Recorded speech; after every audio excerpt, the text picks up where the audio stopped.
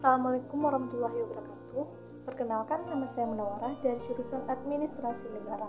Di sini saya akan menjelaskan tentang PT Telkom Indonesia. PT Telkom Indonesia adalah perusahaan informasi dan komunikasi serta penyedia jasa dan jaringan telekomunikasi secara lengkap di Indonesia. Telkom mengklaim sebagai perusahaan telekomunikasi terbesar di Indonesia dengan jumlah pelanggan telepon tetap sebanyak 15 juta dan pelanggan telepon seluler sebanyak 104 juta. Telkom merupakan salah satu BUMN yang 52,09% sahamnya saat ini dimiliki oleh pemerintah Indonesia dan 47,91% dimiliki oleh publik. Telkom juga menjadi pemegang saham mayoritas di 13 anak perusahaan seperti PT Telekomunikasi Seluler atau Telkomsel, PT Telkom Akses, PT Multimedia Nusantara atau Telkometra, PT PINS Indonesia atau PINS.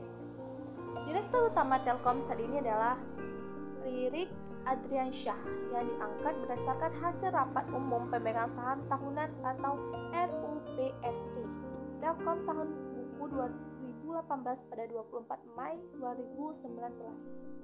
Sejarah Telkom.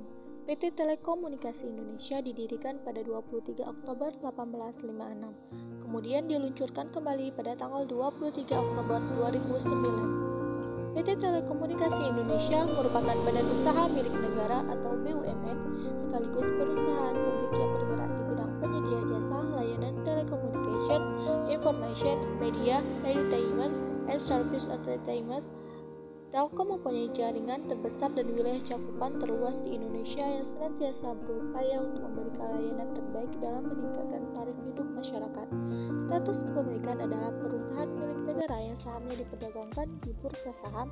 Pemegang saham mayoritas perusahaan adalah pemerintah Republik Indonesia, sedangkan sisanya dikuasai oleh publik.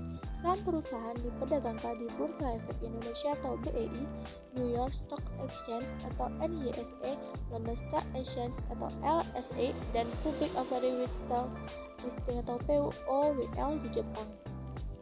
Berdasarkan anggaran dasar perusahaan, ruang lingkup kegiatan perusahaan adalah penyelenggarakan jaringan dan layanan telekomunikasi, informatika, serta optimalisasi sumber daya perubahan, serta perkembangan Telkom mengalami transformasi baik transformasi bisnis, infrastruktur, sistem, dan model maupun transformasi sumber daya manusia.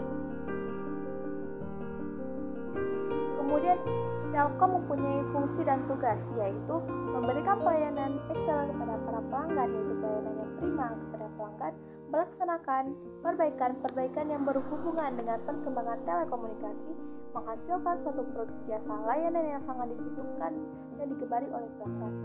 Kemudian, menciptakan suatu inovasi baru yang mendukung perkembangan telekomunikasi, membina hubungan baik antar perusahaan dengan para pelanggan, kemudian menjadikan pelanggan sebagai suatu aset yang berharga bagi perusahaan, sehingga kepuasan adalah hal utama yang diperlukan.